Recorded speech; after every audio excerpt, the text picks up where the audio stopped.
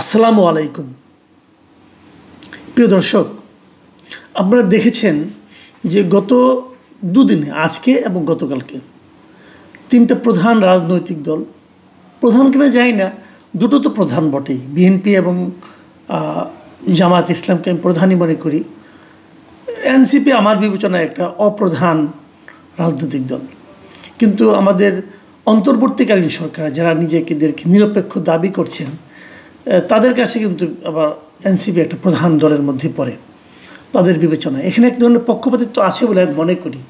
যাই হোক, তারা তিনটা দল যে প্রধান উপদেষ্টার সঙ্গে দেখা করেছেন এবং দেখা করে তিনটা দলের কাছ থেকেই আমি একটা পয়েন্টে একটা অভিন্ন দাবি বলেন অথবা অভিন্ন অভিযোগ বলেন, সেটা আমরা পেয়েছি। সেইটা কি, সে অভিযোগটা কি? অভিযোগটা হলো যে কতিপয় উপদেষ্টার ব্যাপারে তাদের অভিযোগ আছে। বিএনপি বলেছে যে কিছু কিছু উপদেষ্টা বিশেষ বিশেষ দলের প্রতি এক ধরনের আনুগত্য আছে অথবা এক ধরনের ভালোবাসা আছে, সম্পৃক্ততা আছে। জামাতও ঘুরে ফিরে একই কথা বলেছে এবং জামাত বলেছে আমরা প্রথমবারের মতো ওনাদেরকে জানালাম, ইনফর্ম করলাম এবং প্রধান উপদেষ্টা তাদেরকে বলেছেন আমি এটা দেখব, সিরিয়াসলি দেখব, এরকম। এবং এনসিপির প্রধান নাহিদ ইসলাম তো বেশ আগে বলেছিনি যে অনেক অনেক উপদেষ্টা তারা সেফ এক্সিট খুঁজছেন, বিভিন্ন পলিটিক্যাল পার্টি লিডারের সঙ্গে কথা বলছেন কীভাবে সেফ এক্সিট পাওয়া যায়। তার মানে সেফ এক্সিট কেন খুঁজবেন? তার মানে তাদের কর্মকাণ্ড নিয়ে আপত্তি আছে বলেই তো তারা সেফ এক্সিট খুঁজছেন। তাহলে আমরা দেখলাম যে সরকারের বিবেচনায় যে তিনটা দল প্রধান, তারা সবাই একটা অভিযোগ করেছেন যে এই উপদেষ্টা মণ্ডলীতে কেউ কেউ অথবা সবাই তারা একটা নিরপেক্ষ নির্বাচন করার যোগ্য নয়, কারণ তাদের মধ্যে নানা ধরনের পক্ষপাতিত্ব আছে, পক্ষপাত দুষ্টতা আছে। কারা আছে কেউ আবার নাম বলে না। সাংবাদিককে জিজ্ঞাসা করেছে, কেউ নাম বলে না, বলে বুঝে নেন। বোঝার দায়িত্বটা আমার আর অভিযোগ করার দায়িত্বটা তাদের। ভালো একটা সমস্যা, জনগণকে একটা মোটামুটি জিগজ্যাগ পাজলের মধ্যে ঢুকাই দিছে যে তুমি এই কুইজের জবাব দাও, আমি কিছু কমু না, কিন্তু আমি অভিযোগ করব। যাই হোক, এগুলি আমাদের রাজনৈতিক নেতৃবৃন্দ যারা আছেন তাদের কৌশল কিনা জানি না, জনগণকে বিভ্রান্ত করার কৌশল কিনা সেটাও আমি বলতে পারবো না, এটা তারাই ভালো বুঝবেন। কিন্তু আমি আপনাদের কাছে একটা প্রশ্ন করতে চাই। সেই জিনিসটা হলো যে একজন উপদেষ্টা মানে কি? মন্ত্রী, কিন্তু রাষ্ট্রের অত্যন্ত গুরুত্বপূর্ণ একজন ব্যক্তি। উনি কোনো একটা দলের প্রতি অথবা এক বা একাধিক দলের প্রতি তার একটা অনুরাগ আছে, একটা বিরাগ আছে। এটা অবশ্যই আগামী নির্বাচনের জন্য একটা ক্ষতিকর প্রভাব ফেলতে পারে। কিন্তু এটা কি বেশি ক্ষতিকর, বেশি ঝুঁকিপূর্ণ নাকি একজন উপদেষ্টা উনি মিথ্যা বলে মানুষকে বিভ্রান্ত করতে চান, জনগণকে বিভ্রান্ত করতে চান, জনগণকে মিথ্যা কথা বলে একটা নির্দিষ্ট মতবাদের প্রতি ধাবিত করতে চান, সেটা বেশি ক্ষতিকর? এটা কিন্তু একটা জরুরি প্রশ্ন। এ কথাটা আমি বললাম কেন? আমাদের একজন উপদেষ্টা, বহুল আলোচিত উপদেষ্টা, ওনার নাম প্রায় বিভিন্ন প্রসঙ্গে এমনি এমনি চলে আসে। তিনি হলো আসিফ মাহমুদ সজীব ভুঁইয়া। এই ভদ্রলোক যুব ও ক্রীড়া বিষয়ক উপদেষ্টা, একই সঙ্গে এলজিআরডি মিনিস্ট্রির দায়িত্ব উনি পালন করেন। বয়সের সবচেয়ে ছোট, দায়িত্বে সবচেয়ে বড় মিনিস্ট্রিটা তাকে দেওয়া হয়েছে। এটা খেলাধুলা আর কি, বুঝছেন না? আমাদের প্রধান উপদেষ্টার খেলাধুলা এগুলো যে উনি দিয়েছেন ওনাকে। এই ভদ্রলোক পরশুদিন সোমবার দিন ওনার ভেরিফাইড ফেসবুক পেজে একটা পোস্ট লিখেছেন। সেই পোস্টের নিচে একটা ছকের মতো করে উনি দিয়ে দিয়েছেন। সেখানে 14টা লাইন আছে, 14 লাইনে 14টা ছকের মধ্যে আর কি 14টা বিষয় উল্লেখ করা হয়েছে যে ভারতের সঙ্গে আমাদের আগে যে যে চুক্তি ছিল তার মধ্যে এই 14টা চুক্তি নিয়ে উনি একটা বক্তব্য দিয়েছেন, যার মধ্যে 10টা চুক্তিকে বাতিল করা হয়েছে বলে উল্লেখ করেছেন, আর স্থগিত করা হয়েছে একটা চুক্তি, আর এছাড়া পুনর্বিবেচনা করা হয়েছে 2টো চুক্তি, আর বাস্তবায়নের জন্য আলোচনা করা হচ্ছে একটা চুক্তি। এই একটা তালিকা উনি দিয়েছেন। ওই ছকের উপরে লেখা হাসিনা সরকারের আমলে ভারতের সাথে করা 10 চুক্তি বাতিল, বাকিগুলো বিবেচনাধীন। এই শিরোনামে উনি একটা ছক বানিয়েছেন। ছকের চুক্তিগুলির নাম দিয়েছেন, স্বাক্ষরের সাল দিয়েছেন, সিদ্ধান্তের ধরন দিয়েছেন, দিয়ে উপরে উনি একটা কমেন্টও করেছেন।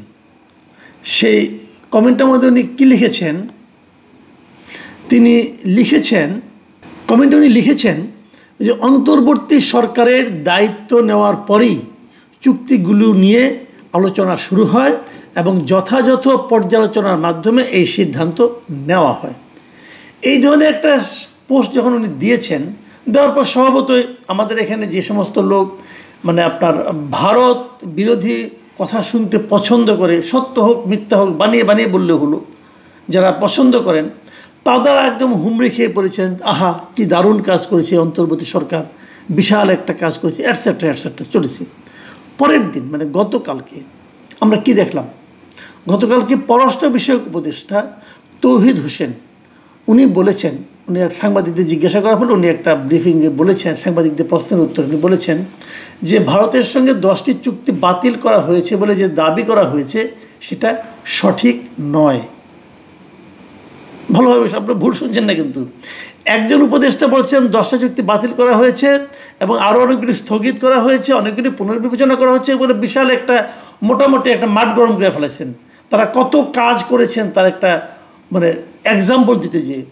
আর ভারতের সঙ্গে আমাদের সম্পর্কের যে যোগসূত্রটা যে মন্ত্রণালয়ের মাধ্যমে মানে পররাষ্ট্র মন্ত্রণালয়ের মাধ্যমে, পররাষ্ট্র মন্ত্রণালয়ের উপদেষ্টা বলেছেন যে কথাটা উনি লিখেছেন, যে তালিকাটা উনি দিয়েছেন সেটা সঠিক নয়।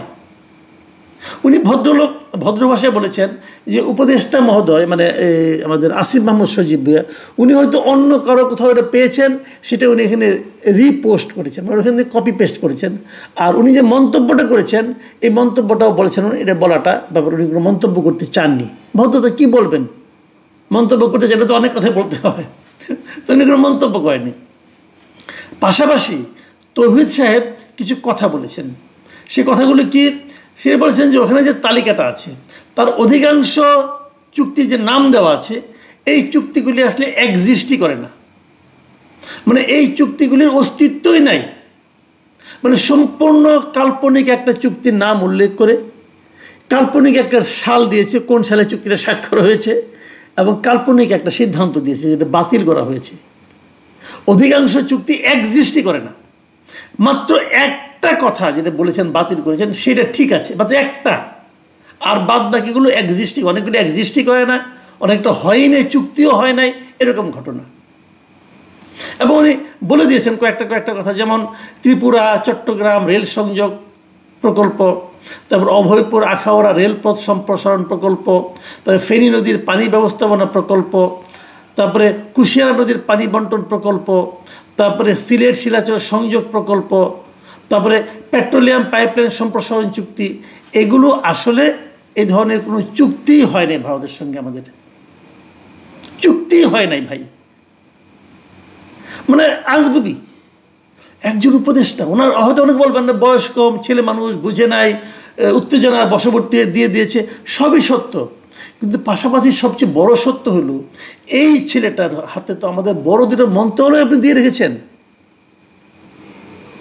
আপনি কি দিবেন আপনার শিশুপুত্র যাকে আপনি খুব আদর করেন তার হাত থেকে আপনি পিস্তলটা তুলে দিবেন? তার হাত থেকে আপনাকে ছুরি তুলে দিবেন? তার হাত থেকে এক কাপ গরম চাও তো আপনি দিবেন না, যে সে নিজের শরীর পুড়িয়ে ফেলবে। আর তাকে আপনি বসিয়ে দিয়েছেন এত গুরুত্বপূর্ণ মন্ত্রণালয়, সে তো দেশ পুড়িয়ে ফেলার অবস্থা হয়েছে রে ভাই। এই কার কবলে পড়েছি আমরা? মানে একেবারে ভুয়া, হাস্যকর। আমার কাছে যে জিনিসটা সবচেয়ে ভয়ঙ্কর লেগেছে, মানে এরা কতটা দুর্বিনীত আচার আচরণের দিক দিয়ে, চিন্তা ভাবনার দিক দিয়ে। সোমবার দিন উনি পোস্ট করেছেন, মঙ্গলবার দিন উপদেষ্টা মহোদয় মানে পররাষ্ট্র উপদেষ্টা বললেন যে এগুলো ঠিক না, একটাও ঠিক না। আজকে বুধবার দিন আমি এটা যখন করছি, আমি আজকেও দেখছি তার ভেরিফাইড ফেসবুক পেজে ওই পোস্টটা এখনও আছে। তার মানে উনি এটাকে অন করছেন। এই হলো দেশের অবস্থা। তো আমাদের রাজনৈতিক দলগুলো গিয়েছেন, বলেছেন কারা কারা পক্ষপাতদুষ্ট। এই ভদ্রলোকের এই যোগ্যতাকে, এই কর্মকাণ্ডকে আপনি কী বলবেন? আমার ধারণা তারা যে পক্ষপাতদুষ্টতার অভিযোগ তুলেছেন তার মধ্যে এই ভদ্রলোক আছেন, কিন্তু তার সঙ্গে যুক্ত হয়েছে অযোগ্যতা, যুক্ত হয়েছে ক্ষতিকর অযোগ্যতা। কিছু কিছু লোক আছে কোনো কাজ করতে পারে না, সে অযোগ্য। আর এ তো ভুল কাজ করে, উল্টাপাল্টা কাজ করে, এবং আমাদের প্রতিবেশী দেশের সঙ্গে সম্পর্ক মানে চরম খারাপ করার জন্য এই সমস্ত দুই একটা ঘটনাই যথেষ্ট।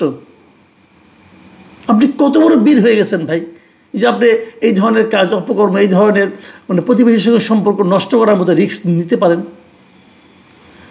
আমরা কি এটা করতে চাই? কেন করব আমরা? আমি ভারতকে অপছন্দ করতে পারি, তাহলে আপনার ভারতের সঙ্গে পায়ে পাড়া দিয়ে ঝগড়া লাগাবেন? এই দায়িত্ব তো আপনাকে কেউ দেয় নাই রে ভাই, এই এখতিয়ারও আপনাকে কেউ দেয় নাই। আমি খালি একটা কথাই বলবো, যে মাথায় রাখতে হবে যে আপনাদের হাতে আমরা দেশটা তুলে দিয়েছি, আপনি দেশটাকে ডুবিয়ে দেওয়ার অধিকার আপনাকে আমরা দিইনি। আমি মনে করি এদের ব্যাপারে আমাদেরও এখন সতর্ক হতে হবে, আমাদেরও কণ্ঠ উচ্চকিত করতে হবে। প্রিয় দর্শক, এখন এই পর্যন্তই। আল্লাহ হাফেজ।